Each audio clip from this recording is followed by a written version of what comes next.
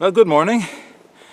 It's, I don't know, about 10 o'clock on an early December morning, and I'm on a mission today. I'm heading to an area of the Susie Lake in the Blue Mountain Birch Cove Wilderness area that I go quite often during the summertime, mostly because it provides me such a nice view of the lake with the sun in my face, also the wind in my face. Well, that's going to be different today because the wind is coming out of the north, so the wind will be at my back. It'll be perfect for sitting there and not worrying about getting cold by the wind. It was about 0 degrees when I started off this morning, and 0 degrees Celsius, so that's right at freezing. And it was anticipated to go up to about 5 degrees Celsius. Well, it's already about 4 degrees Celsius, and it's very humid, unseasonably warm for early December, but not too warm, I guess. But it's warm enough that I already had to shed a couple of layers. So you can see, basically, I'm wearing a base layer and a fleece vest that has a nylon front on it. My wool jacket is hanging off the back of my backpack. I've got more clothes inside my backpack just in case. I don't know why. But I don't think I need it. So I did say I was on a mission. A mission to do two things. First and foremost, enjoy myself. Have some lunch, sit on the side of the lake, and just relax. You have to do that fairly quickly these days because, of course, it gets dark. If you want to be out of the woods by dark, it gets dark earlier, approaching the shortest day of the year. But the second part of my mission is the site I'm going to is about the flattest place that I can find in this area where I can sit up for an overnight camping.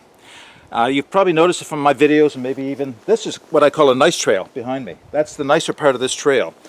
It can be a lot rougher than that. There's nowhere to set up a tent unless I want to do it on bare granite outcrops. And that's a possibility, but not very comfortable, and usually very windswept. So I'm hoping to get further back into the area that I like to go, set up a raised bed, and prepare it, and maybe find some dead standing that I can prepare for firewood. And before I enjoy my lunch, then sit down and have my lunch and still be out of here at a reasonable hour. Then a little later in the year, once the ticks have died off, or at least gone to sleep, and it's cold enough that there's snow and ice, that's when I plan on coming back and doing it overnight. If you're interested in seeing what I've come up with for a raised bed, stay tuned. Alright, I was a little concerned about this, considering all the rain that we've had lately. There's a brook very near to the end of my trek. Feeds out of a lake known as Big Cranberry Lake, probably about a kilometer upstream. And during the summer, at least our summers recently, how dry they've been, it's been something I could wade over or even step over.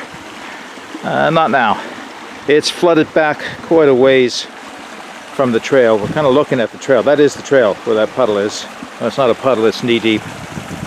So what I've done, spent the last half hour looking for some dead standing, find the narrowest point across, and drop them.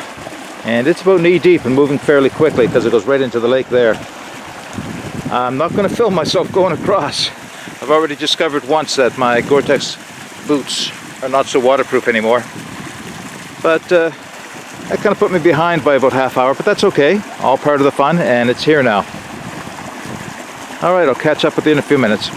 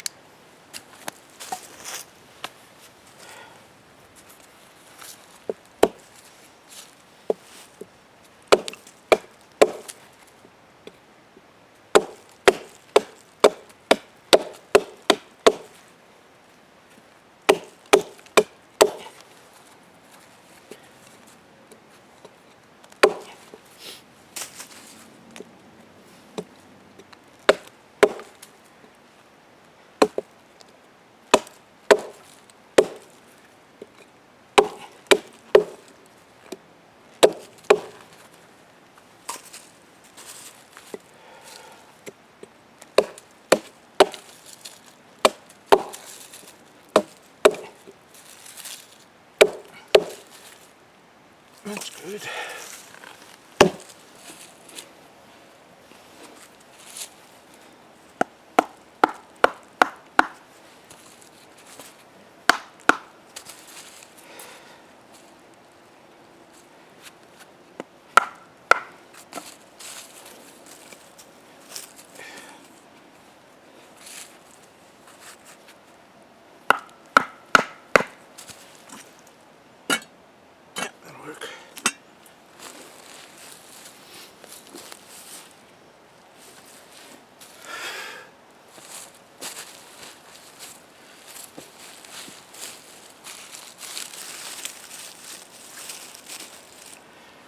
Okay, so what I've done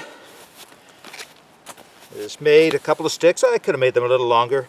They're probably 10 inches. I probably could have made them 12, maybe even 14 inches long. And I've driven them into the earth. Now it's quite frozen here. I've cleared away some of the duff. Everything is soaking wet. I have very little fear of this transferring into the earth and into the root system below. But just to be sure, I did place a small piece of granite as a base, right underneath where I'm going to build my little tiny fire. This is just a quick fire. This is only meant to last long enough to bring about a cup and a half of water to a boil, so I can make my tea with it. Even so, I have a 2-liter dry bag here full of water. Extra water if I want it for me, but more just in case this were to get out of control, which I cannot see possibly happening.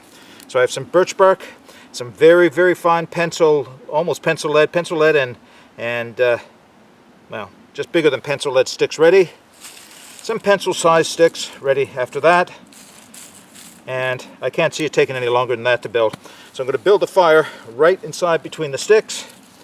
See if I can't get her lit up quite quickly here, because I am getting thirsty and I need to warm up. Get my fire steel. I have a knife I'm using today that I will show you more of later.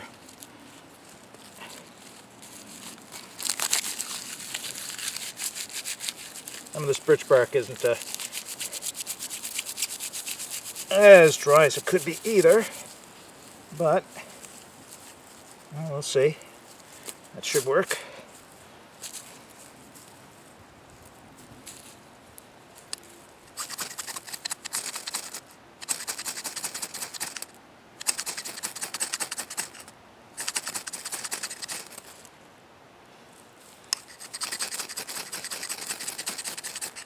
Yeah, birch bark can be damp and not light.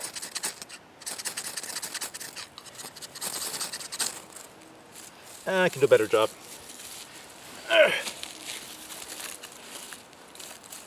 I need to make it even finer. I should have something to work on here.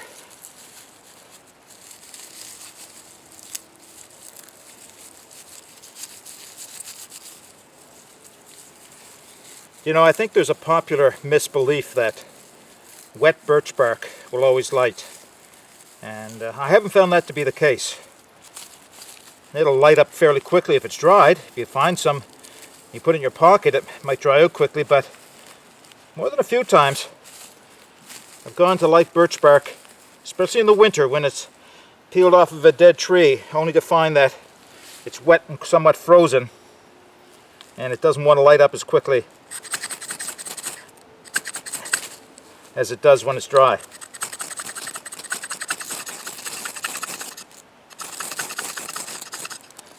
Oh. There we go. That took a bit of time, but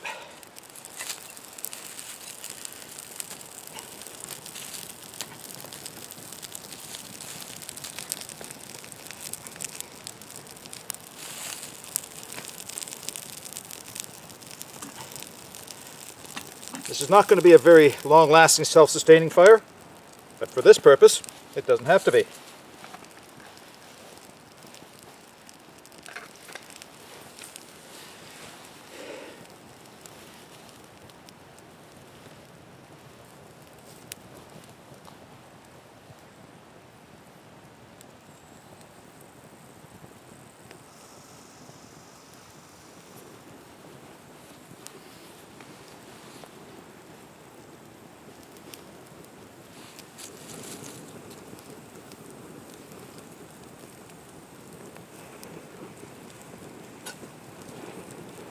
You know, I think you might call this the ultimate stick stove.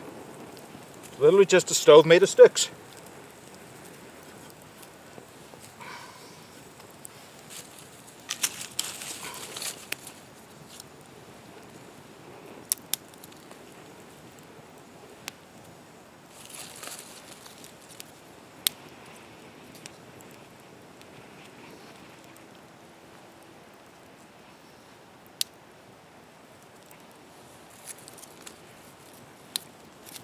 Even the sticks I pulled off the trees, they snapped, but I can feel the dampness in them. but I'm going to do the trick, I think.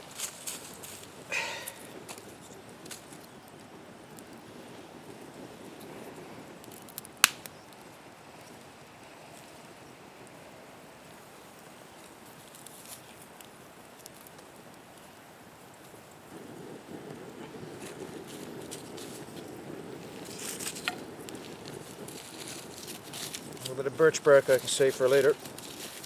Damp though.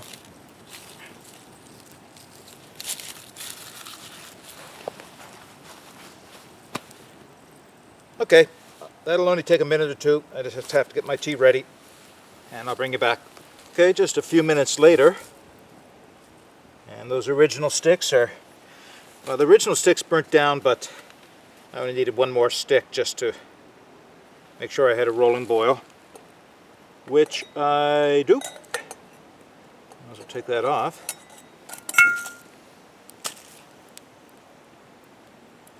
And pour my water into the tea.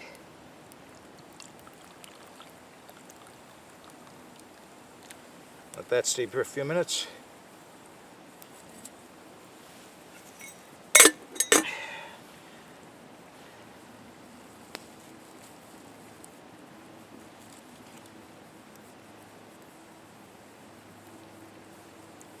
By the time I'm ready or finish my tea, that'll have all burnt down to nothing, or less than nothing. And the little water I have left in my pot, or the 2-liter bag, I'll just make sure all the ashes are out. Alright, time to enjoy a little bit of a snack here. I'll take my hat off for a few minutes. Ooh, beautiful. So it did cool off. It did get overcast. I see a little bit of blue sky. That's nice. No snow.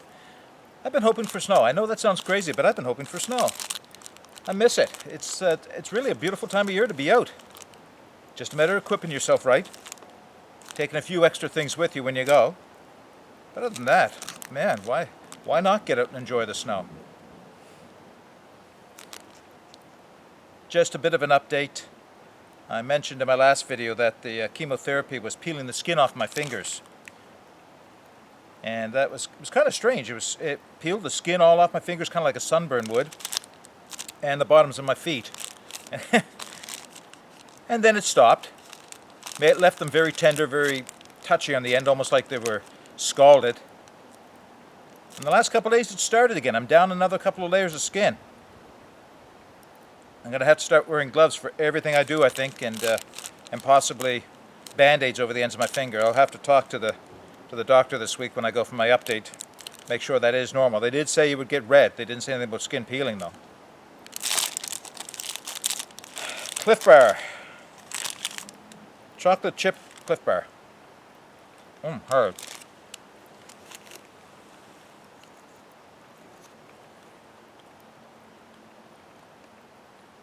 Holiday chai tea made by Stash.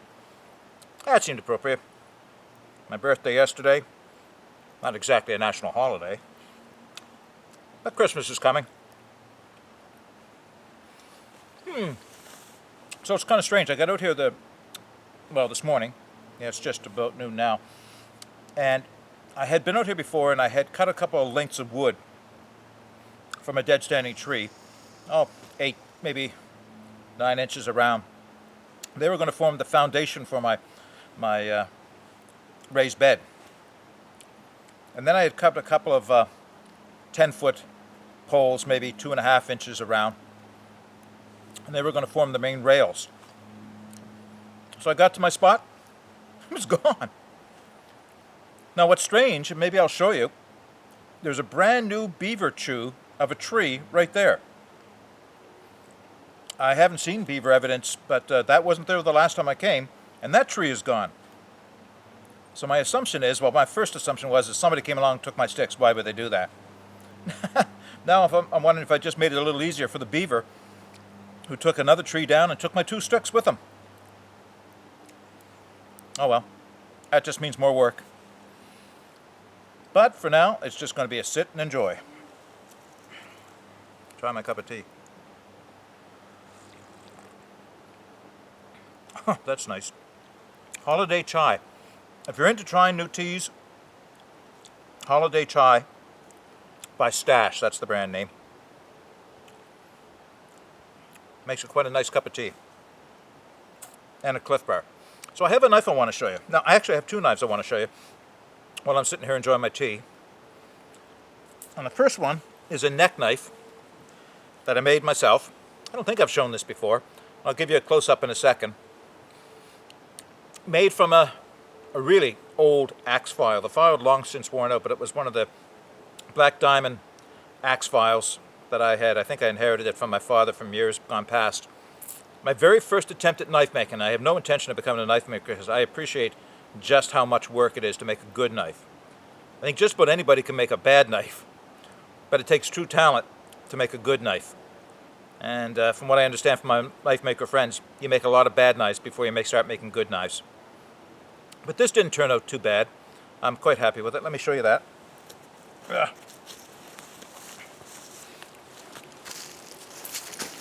Make sure you can see this in the camera. So as I said, it's made from not a Nicholson file, but a Black Diamond file. I think it's made by Nicholson. And it's a full flat grind. And it is full tang, but it's full hidden tang. If you can see on the end, let me get right up close. I brought the file right out, so it's right through. It's a combination of homemade micarta and maple on the outside with two brass pins. For me, it's the perfect neck size. It's almost a size enough for a full belt knife, but it's not quite a 3-inch blade on it. Great carver, continuous curve. It does take a good edge, and it keeps it reasonably well. I mean, what more can you ask from a homemade knife? Little leather sheath, see if I can show that. It's nothing special. It came from another knife that I've long since passed on to other people. So that's my neck knife. And the other one is something I acquired quite a few years ago. And can you guess what it is, or what it was? Probably more accurately. I will put a picture on the screen of what this looked like before it was modified. But this was a buck punk. Now, you know, a lot of people crap on buck knives, and yeah, some of them, when they were making them offshore, didn't stand up to the quality of what the reputation had for them. But they do make good quality knives. And the buck punk, although the style of the punk itself was nothing I was interested in, I got, well, if you know what they're worth, I got this for $20. The guy that bought it, he had somewhat butchered up the handle and the coating on the outside of the blade, and he sold it to me for $20. And you know, I didn't like the original handle. When I show you the picture, you'll see why. So I thought, okay, I'll see what I can do. Now it's dirty now because I've been using it here. But 5160 spring steel, high carbon steel.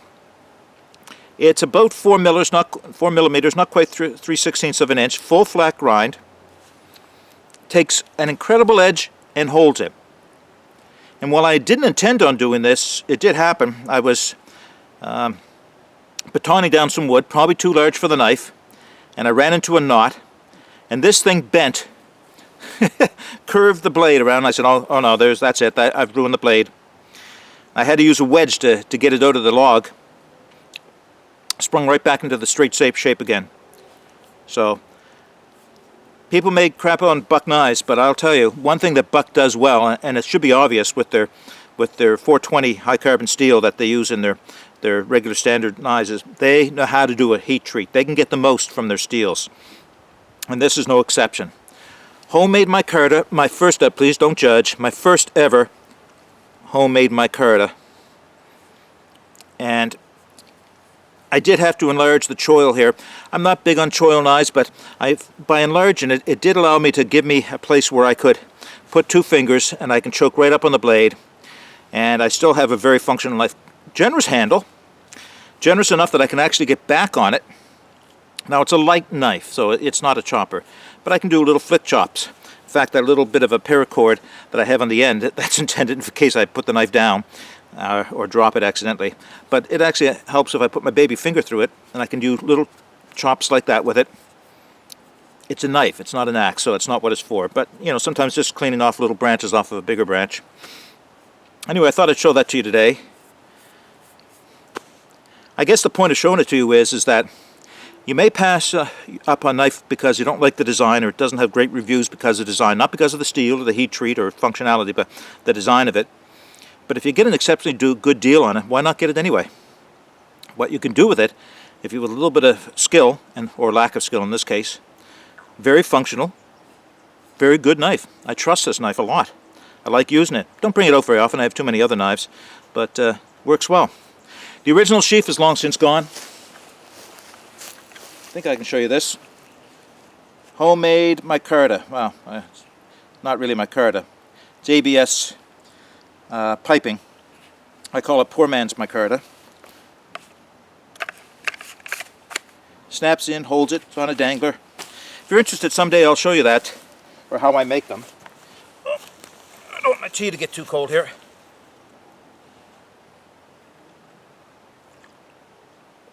And it's starting to, so I gotta enjoy it. Okay. Sorry for talking with my mouth full.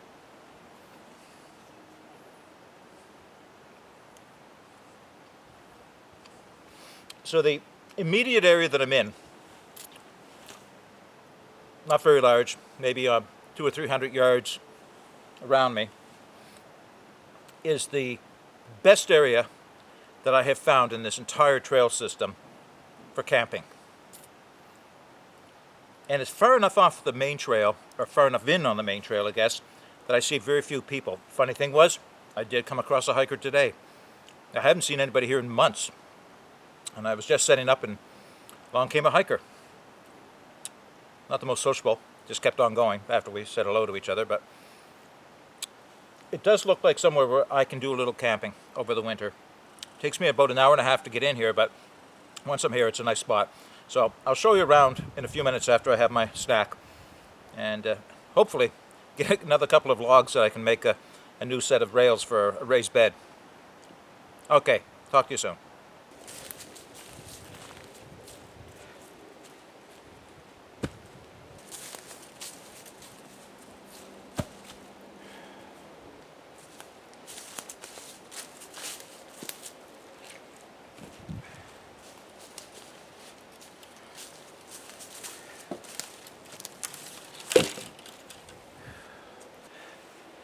Okay, here's what I have so far.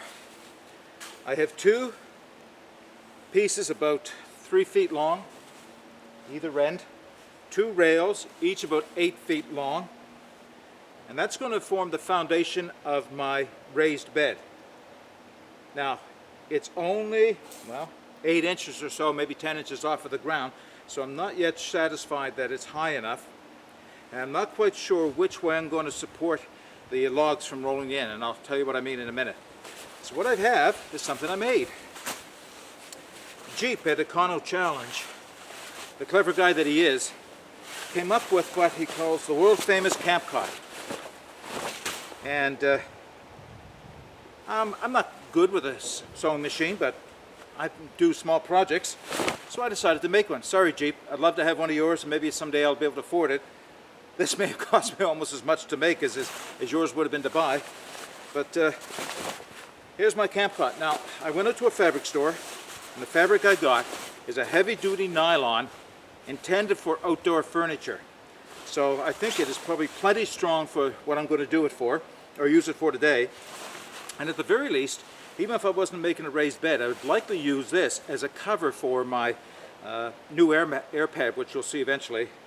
And even if I was sleeping on the ground, I'd probably use this, slide the air pad inside of this just for protection. Okay, I've gotten this far. Start at the other end, put it on.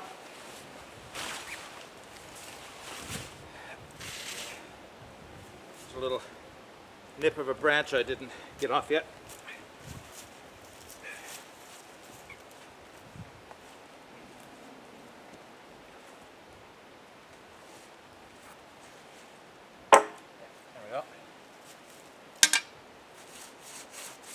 Safe axe rules, that's what it's all about. Safe tool rules, but axe rules out here, especially working down below. A hit to the shins with the axe. I don't think I'd be walking out easy. if at all.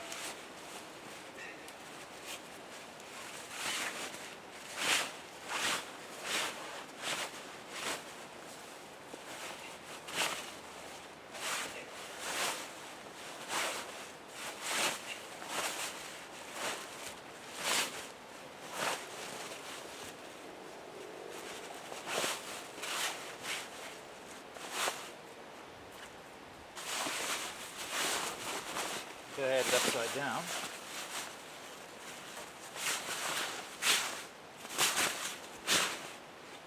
All right. Spread these apart a little further. There.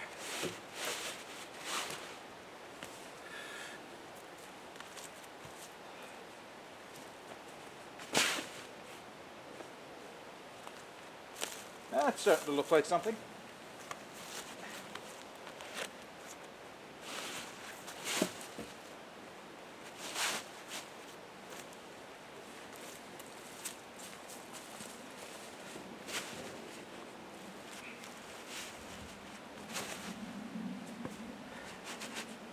All right, that's the foundation of my cot.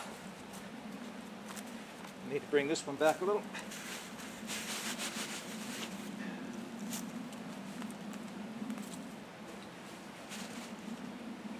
So it's not bad as it is. Now the thing is, it's not going to hold me up because the moment I sit on it now, the rails are going to come together. So what I need to do is decide how I'm going to keep the rails from coming together. So there are two ways I could do this. One that is a little bit, well, I guess about the same amount of work. One way of doing it would be saw in the depth of this stick here, so it's about 2.5 to 3 inches, saw it down into the log this way and split it. That will go there. Measure how far apart it would be for the second rail and do the same thing on both sides and then on the other log. That is certainly doable, and I may end up doing that. I haven't quite decided yet. It does lower the bed just that little bit, and I think I like the height of it right now. So the other option is, let's see if I can find a piece of wood, not cut to length, but at least enough that you'll get the idea. So I have a piece of wood here, obviously not cut to the correct length. And alternatively to creating the notches in the base logs, I could go in on a bit of a V angle with my saw, or just leave it the way it is, better with the V angle. And the V angle would jam in against that rail, and then I would measure it against the other rail. And then I would cut it to fit. And this, actually, you know what? This is just about big enough for both of those. That gives me the height I need and a little bit more latitude. If I mess up with the logs and don't get the height right, there's not much changing.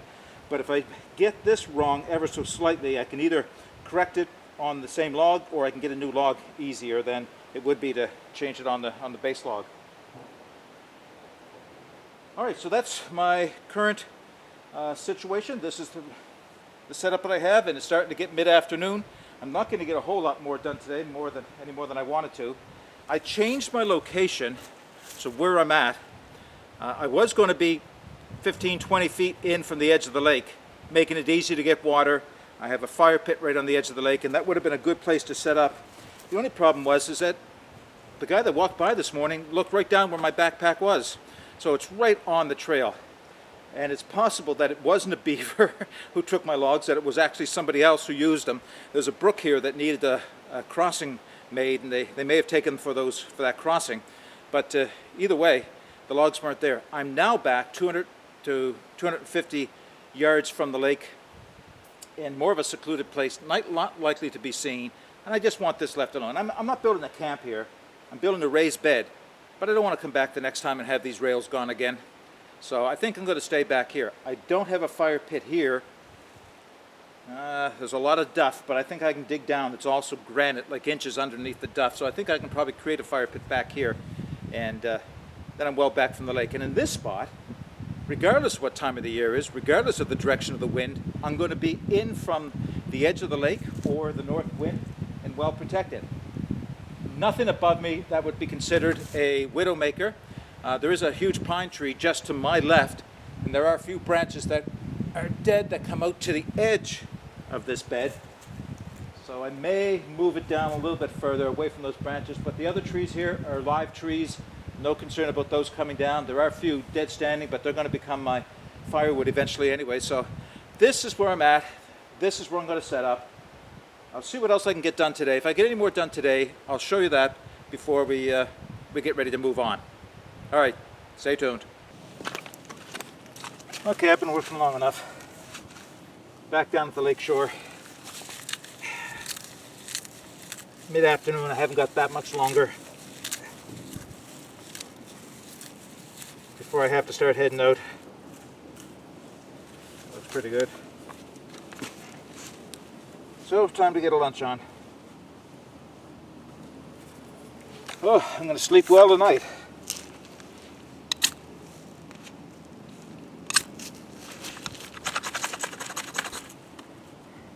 That's not very stable. Let's try something better here.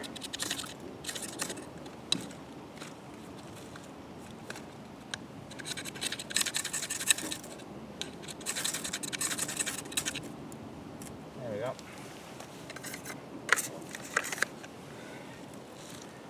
Need a stable platform. More wet birch bark, but it does catch when it, as it dries out. Just don't crowd it. Ugh.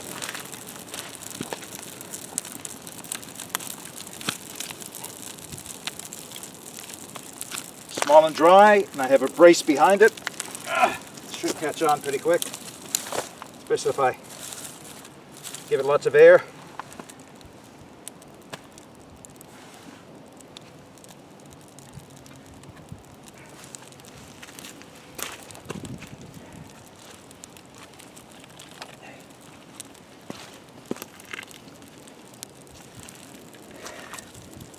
Again, not the best wood. It's soaking wet. So was that. Wet wood will burn, not right away.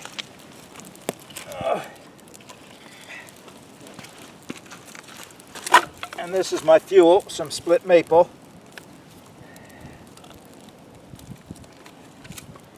It's our other big piece.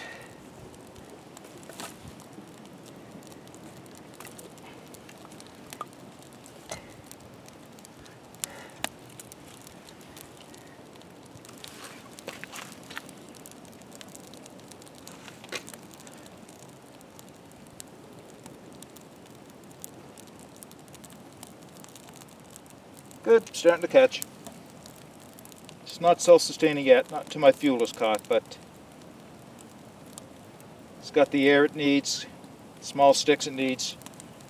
Not real dry, but dry enough.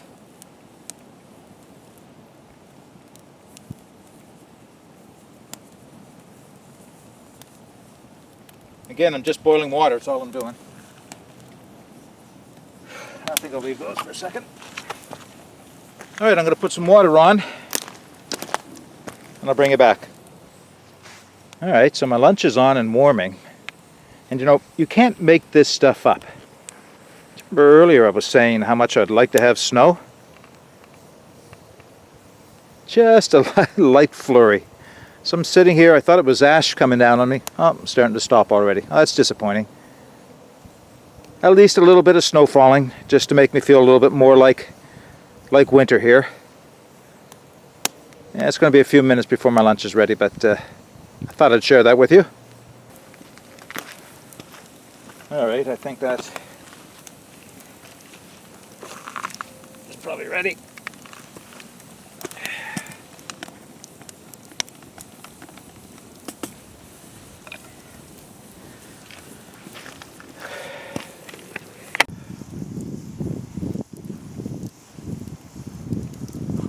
Ooh, so hot.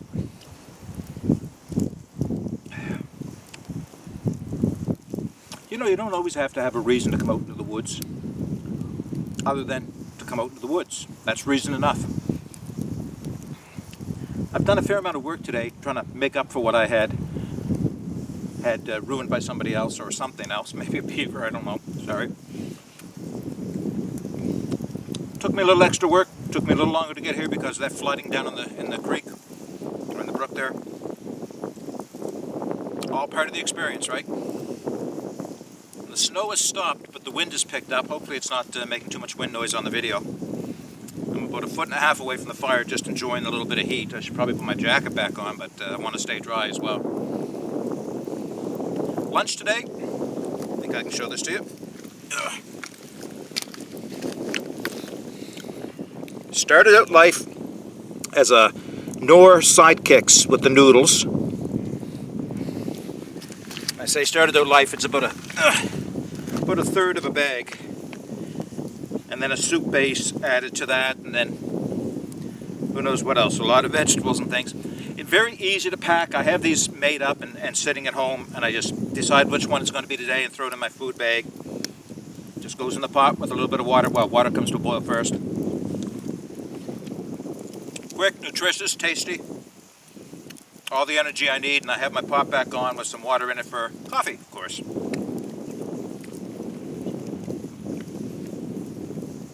It is starting to cool off though. I figure I have maybe a half hour, 40 minutes before I have to start heading out of the woods. Like I said, it's an hour and a half for me to get out. Actually, it might take me longer. That's an hour and a half when I'm feeling more healthy. I'm a little slower these days than I have been, but I'll be close enough to the highway by the time the sun goes down that I should be able to make the rest of it. This is tasty. So I haven't quite finished my raised bed. I might do a little bit more work before I leave. If not, it'll be there for the next time I come. Hopefully, it'll still be there. If not, I'll sleep right on the ground, I guess. Well, this is good. You know, I have some ideas for some videos where I do more cooking. I haven't done a lot of fancy cooking in the woods, just, you know, basic stuff. But I'm going to get my reflector oven out and share a few recipes, some local recipes that you may not be aware of, but that are easy to make. And see if I can't do that over the course of the next few weeks or months during the winter. But it doesn't have to be fancy to enjoy it. Hot is good enough. But this is both hot and tasty. Alright, coffee in a few minutes, and then I'm going to try and get a little bit more work done. Talk to you soon. Oh, it's different. I decided today, the essence of saving a few minutes, rather than make my usual AeroPress coffee, I decided to make one of the Jiva coffee cubes. And the one I used is the mocha, and it comes sweetened. And to that I added a little bit of coffee creamer. That's actually pretty good if you like sweet coffees. And normally I don't, but you know, there are days. A little bit cool, a little bit of sweetness is nice when it's nice and sweet and hot. Okay, I have a question for you. First off, I'm going to make an assumption that everybody carries a first aid kit with them when they go into the woods. Even for a day hike, even if it's something small. I was reflecting on this as I was hiking out today because I knew I'd be working with an axe and a saw and of course other sharp tools. My first layer of my first aid kit is the bandana I carry in my pocket. Multiple uses, but I've shared this before when I cut my finger quite severely last winter. First thing I grabbed for was the bandana. If you're bleeding profusely from a cut from an axe or a knife or a saw even, because I've done that, you need to be able to grab onto it, preferably with something clean. Usually you can't start digging and rooting through your pack looking for something clean. You need it on hand, right there, in your pocket. Then you can access your first aid kit while you're holding that as tightly as you can. It can still be awkward, but it's a lot better than having blood go everywhere and into your pack or bleeding out. God forbid that should happen to you. But here's something. How many people, yeah, I can see the smoke going in front of the camera, but no. How many people carry Imodium in your first aid kit or Gravol? Yes, it's cool out right now. I'm right on zero, had a little bit of snow. You don't think of dehydration this time of year. And maybe it's not as big a risk because you're not perspiring as heavily, but still, you are at risk of dehydration. You can dehydrate from three major sources. Exertion, which if you're doing any work or hiking and you're hot at all, you're going to perspire. You have to drink plenty of water while you're out on your hike and in the woods. Make sure you stay well hydrated. If you start to become dehydrated, your mind doesn't function as well as your body, but your mind doesn't function as well. And you know what can happen then? That's when mistakes can happen. If you're working with sharp tools, you run the risk of hurting yourself because you didn't drink enough water. It's hard to see that connection sometimes, but it's true. So dehydration from exertion, but also dehydration from vomiting and dehydration from diarrhea. Three sources of dehydration that can happen to you when you're in the woods. If you fail to boil your water or filter it and purify it well enough through boiling it or adding a chemical to it or filtering it with one of the best filters, you run the risk of ingesting something that will cause an upset stomach. Won't kill you right away, won't kill you at all, likely, but it's going to make for an unpleasant stay in the woods. Diarrhea and vomiting is going to make an unpleasant stay, and it's going to dehydrate you. Now, why did I even bother mentioning that? One of those side effects from the chemo. Let's put it this way. I'm glad I had my Imodium today. And I do have an anti-nauseant as well. I don't prefer Gravol because, of course, Gravol is very sedating and it'll put you to sleep. But there are other anti-nauseants that you can carry with you, and there are natural ones. Even ginger is a great anti-nauseant. But you should have something in your first aid kit to stop diarrhea and stop vomiting, or at least to slow it down. All right, there's my lecture of the day. Let me know how many people do carry Imodium or some other anti-diarrheal and some type of anti-nauseant in your first aid kit. I'd be interested in knowing. Where's the sun? Yep, I think I'm just about out of time here. Got to pack up. Okay, as I enjoy the last of my coffee here on the side of the lake, having done a considerable amount of work today towards staying out for an overnight, I just want to encourage you to get out all winter long. I'll be getting out. I'll be taking those paths less traveled. There's another lake not far from here that I'm going to try and get to. I don't think there's a path to it, but boy, it'd be great if I could get to it because that means there'll be nobody around. That'll involve some bushwhacking. Get out and explore. Take that path less traveled. It will make all the difference. Bye for now.